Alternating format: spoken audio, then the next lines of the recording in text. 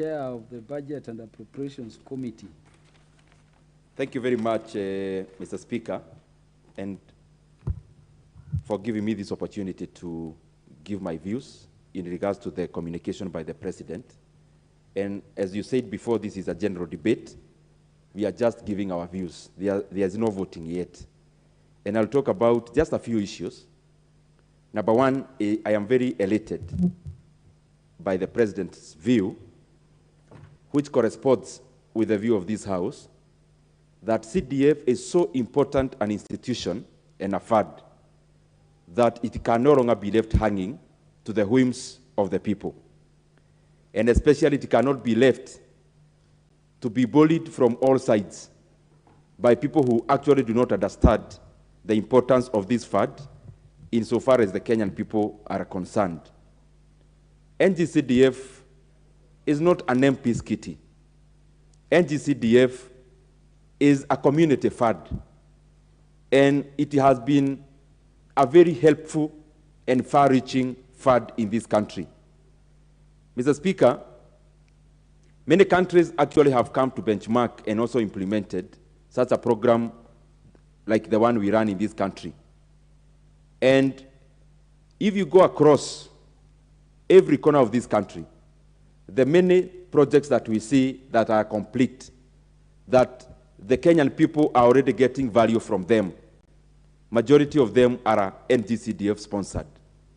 In fact, Mr. Speaker, if you go around the country, you could hardly identify a stored project that is funded by Ng-Cdf, because the processes are very thorough, and especially the monies that are put aside for development that fund is protected, and only 5% is actually left for other things other than development. That is the recurrent expenditure of the office that we call admin. Mr. Speaker, today I came to this House late because I was in Kiharu yesterday and today, and I'm still talking about Ng-Cdf. We have been able to launch a program we are calling Kiharu Masomo Bora program, which is covering all our day schools in Kiharu. In total, 14,000 of them, 14,000 learners, and 60 institutions, sorry. It is covering 60 institutions and 14,000 learners in our day schools. And through Ng-Cdf, we have been able to optimize the fees, the requirements of the school, and the money that is required, to the point where we have been able to scale down the fees payable by the parents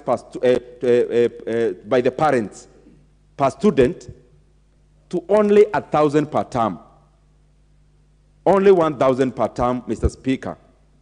And the way we have done this is to optimize the supplies that the schools get, so that if we pull CDF money and resources together, then we are able to aggregate all the supplies in terms of, for example, stationery and other educational needs, and also meals. Out of only that 1,000, because of the help of Kiharu Ng-Cdf and other stakeholders, Mr. Speaker, all the learners will be able to take 10 o'clock tea or uji in school. They'll be able to get lunch, which is actually not just githeri every day, but only 3 days githeri and 3 days rice. And we are also providing lunch, including 10 o'clock meal, uji or tea, even on Saturdays, so that all the learners can remain in school actually 6 days a week. I'm talking about Kiharu because this is an Ng-Cdf project, Mr. Speaker. And there are many such kind of projects across the country where, because of the thorough oversight by these members of this House, that these monies are able to reach to the corners where actually the people need government support and government resources. And therefore, putting Ng-Cdf and anchoring the same in the Constitution is a very noble cause, because some of the projects that we undertake, like the one I've just talked about, like Kiharu Masomo Bora program, will need to be sustainable. And for sustainability of the Ng-Cdf programs and projects, then we need to be sure that this kitty is here for posterity for many years to come, because the kind of plans we do are not just plans for today, but plans for tomorrow and the other day and next year and to the future. Secondly, Mr. Speaker, I want to say something about Senate Oversight Fund. Mr. Speaker, I have a privilege to be serving this House and the Kenyan people in the Budget Committee. We appropriate over 370 billion Kenya shillings that goes to our counties.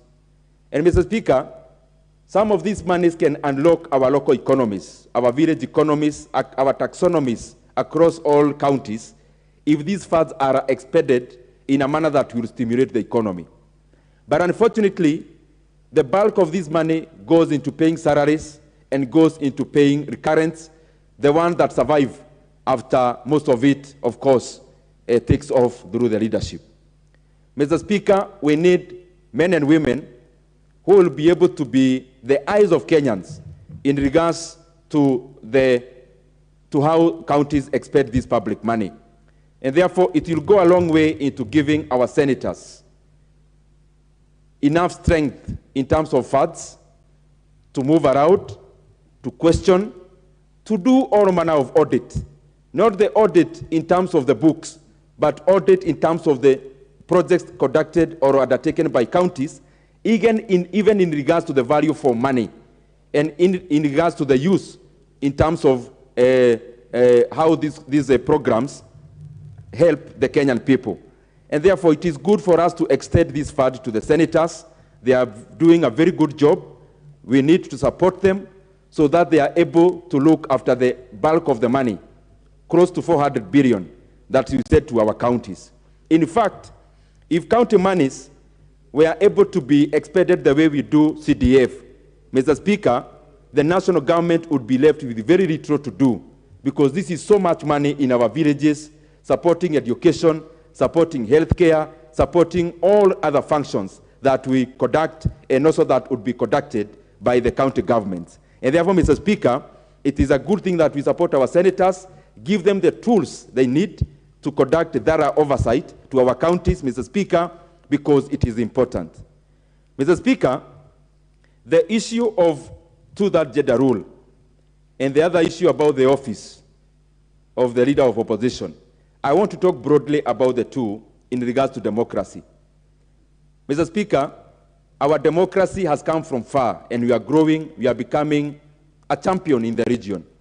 And looking back, Mr. Speaker, even to the inception of democracy itself, the democracies that actually are anchored properly are democracies that grew after countries developed state machinery or bureaucracy, and therefore democracy came after the state actually existed. And countries that actually have democracy coming before the state, they never experience stability. But countries that experience first a strong bureaucracy, a strong state, then democracy comes to check, they usually thrive. And Mr. Speaker, you cannot check a state that does not exist. And therefore it is important, even as we talk about strengthening our democracy through the two issues that the President communicated, that we realize that for a democracy to thrive, a state needs to be strong, number one, but also number two, for us to move out of the politics of static, toxic identity, we need to create other fluid identities. Currently, our politics is domiciled on the basis of tribe and ethnicity, which is toxic, and there is no movement. But when we create industrialization, we create a good economy, Mr. Speaker, then we have other identities, like where we work.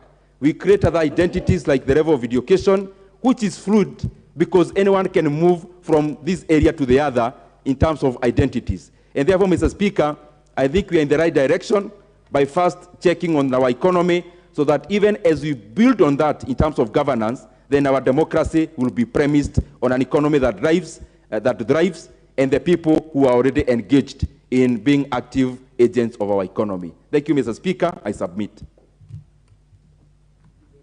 Honorable Ndindi Nyoro, I want to call upon all MPs who are coming the first time to visit Kiaru and see by themselves what CDF is doing for Kiaru people under your oversight.